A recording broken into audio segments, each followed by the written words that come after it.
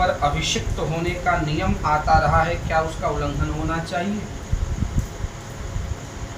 आपने मुझे राजधर्म का उपदेश कर दिया, अयोग्य व्यक्ति को राजधर्म का उपदेश कर दिया, क्योंकि मैं अधिकारी हूं ही नहीं। किम में धर्माद विहीनस्य राजधर्म करिष्यति। मैं आपके द्वारा जो उपदेशित यह राजधर्म है वह मेरे किस काम में आवेगा? क्योंकि हमारे यहाँ यह शाश्वत नियम है कि ज्येष्ठ पुत्र के रहते हुए छोटा पुत्र राजा नहीं हो सकता। आपको पता है, भागवत में आपने एक दो जगह अगर सूक्ष्म दृष्टि से देखेंगे, कई जगह पर ऐसा आया है कि बड़े पुत्र को छोड़ करके छोटे को राजा बना दिया गया, तो क्या हो गया है? राज्य में वर्षा नहीं हुई, अकाल हो गया है। ययाति ने यदु को राजा नहीं बनाया, पुरु को बनाया। पूरी प्रजा पहुंच गई है विरोध करने कि आप कैसे कह रहे हैं, आप परंपरा का उल्लंघन करना चाहते हैं। तो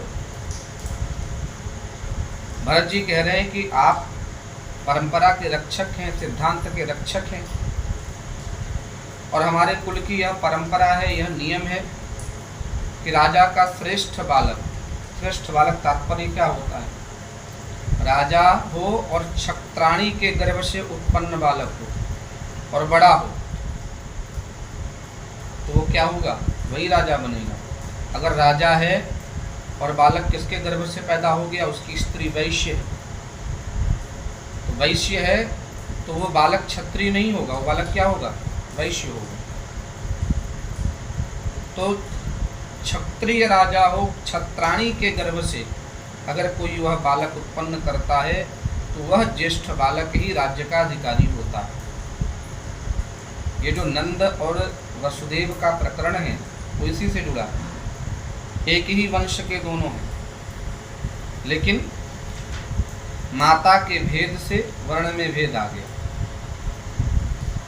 धृतराष्ट्र, पांडु और विदुर, आप यहाँ देखिए, माता के भेद से वर्ण में भेद आ गया। और किसका देखिए, 100 भाई थे ये कौरव, और एक कौन था? विकर्ण। विकर्ण जो है वो वैश्य था। तो इसलिए यह ध्यान रखना है, अच्छा, प्रत्येक युग में सिद्धांत बदलते रहते हैं।